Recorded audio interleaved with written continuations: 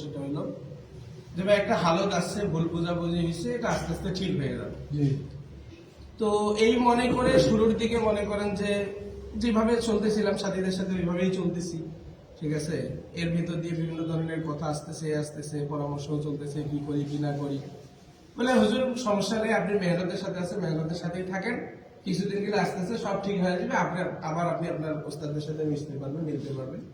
এরকম একটা জিনিস আমার সামনে উপস্থাপনা হয়েছিল। তা আমিও ওই আশায়, আমিও আরিফ ভাইকে সেদিন শেয়ার করলাম যে ভাই আমি ওই আশায় চিন্তিত যে আস্তে আস্তে সব মিটমাট হয়ে যাবে, আবার আমরা এক হয়ে যাব, মেহনত ঠিক থাকলো, আবার ওস্তাদের সাথেও সম্পর্ক ঠিক থাকলো। কিন্তু এক তো হলো আমাদের ওই 18 সালে যে গন্ডগোলটা ডিসেম্বরে, আমি তখন মাদ্রাসায় ছিলাম, সাভারে আমি যখন যাইনি, মানে চোখে দেখি নাই, কিন্তু যতটুকু মোবাইল বা বিভিন্ন ভাবে দেখা হয়েছে, খুব করুণ অবস্থা, যেটা ধারণার বাইরে। শেষ যেটা আমরা ওই যে 18 তারিখে যেটা দেখলাম যে গন্ডগোলটা হইল, আমার সবচেয়ে বেশি যেটা মাইন্ডে লাগলো যে দিনের কাজ তো এরকম না জাহান নিয়ে নেওয়া, তাই না? বিষয়টা এটা তো দিন হইতে পারে না।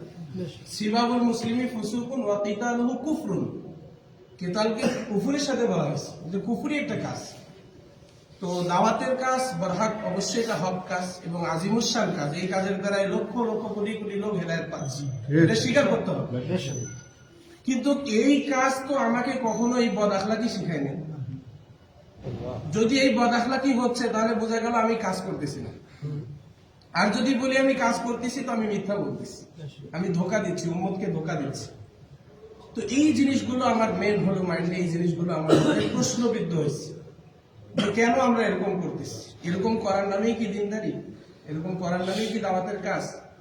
যদি এরকমই করি, তাহলে তো আমরা দাওয়াতের কাজে আর নাই। সর্বশেষ যেটা আমি এর মধ্যে আবার হুজুরের সাথে আলাদাভাবে, মহকুমা সাহেব হুজুর, আরো হুজুরদের সাথে আমি আলাদাভাবে কথা বলছি, যে প্রশ্নগুলো যে আসতেছে। সাথে সাথে আরেকটা জিনিস যেটা কয়েকদিন আগে সামনে আসছে, কোরআন মাসওয়ারায় ছিলাম, তো উগ্র মেজাজি কথা, মানে কোন এক ব্যক্তি বলে উঠলো যে মাঠের মধ্যে বৃষ্টি হচ্ছে।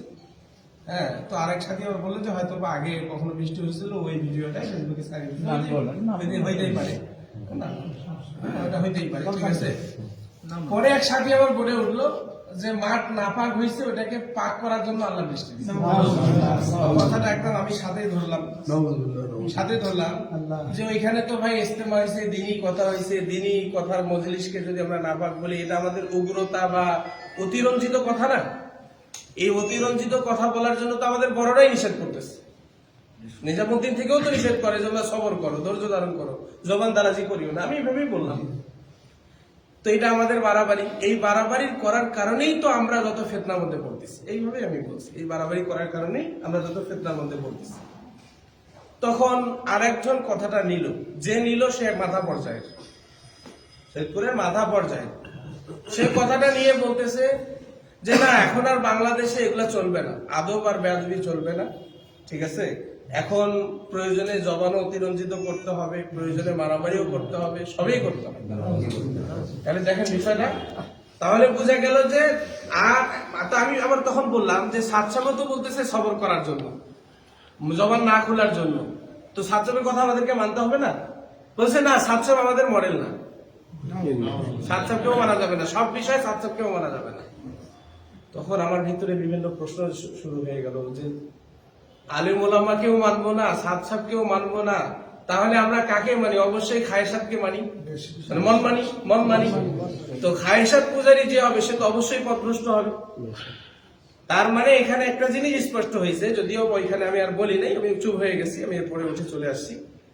একটা জিনিস সেটা হইলো যে আমাদের নিজামুদ্দিন অনুসারী যে সাথীরা আছে, তার মধ্যে বেশিরভাগ যারা আসলেই প্রকৃতপক্ষে ওলামা বিদ্বেষী, এটার মধ্যে সন্দেহ আমার আর নাই, মানে আমার একদম একিন হয়ে গেছে।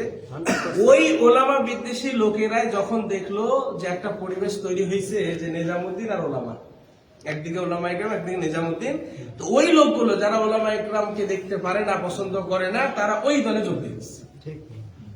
এই জিনিসটা আমার কাছে স্পষ্ট হয়ে গেল। তখন আমি অনেক চিন্তা করছি, ঘটনাটার পরে আমি অনেক চিন্তা করছি যে না, এইভাবেই যদি চলে, আর এই যে বললো অতিরঞ্জিত কথাও বলবে, মারামারিও করবে, তাহলে কি ময়দানে আর দাওয়াত থাকবে?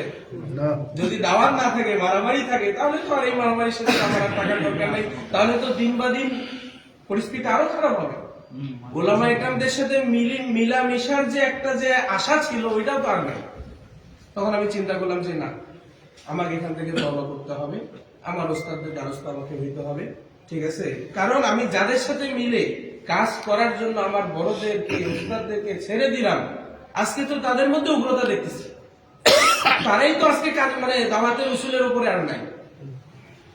তাহলে আর আমি কিভাবে? আমি তো দাওয়াতের কাজে সার্বিক তো তার সাথে গেছি, এটা সত্য কথা। আমি খুলুসিয়াতের সাথে ছিলাম ভাই, আমি কোন দুনিয়াবি স্বার্থের সাথে ছিলাম না। আমি নিজের অর্থ দিয়ে আমি সফরগুলো করছি, এটা সত্য কথা বলতেছি।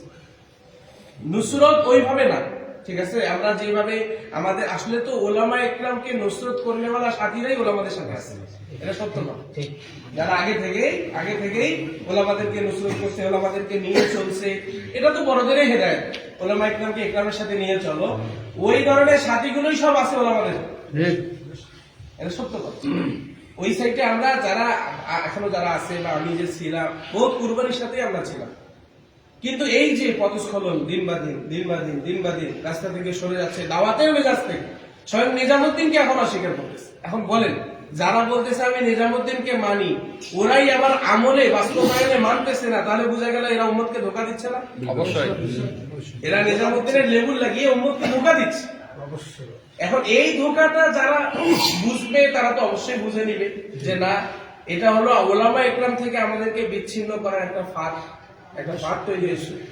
কারণ যেই মজমার ভিতরে ওলামা থাকবে না, ওই মজমা অবশ্যই গুমরাহির দিকে যাবে। কারণ তাদের কথাগুলোর মধ্যে, মাশওয়ারাগুলোর মধ্যে শয়তান নেক শুরুতে অনেক জিনিস ঢুকাই দিবে, যেটা কেউ পাবে না। কারণ হাদিসের মধ্যে তো আছে যে কিয়ামতের আগে এমন পরিস্থিতি হবে, ইত্তাখাযু রুউসান জুহালান, জাহেলদেরকে সর্দার বানানো হবে। তারা ইলম ছাড়া কি দিবে?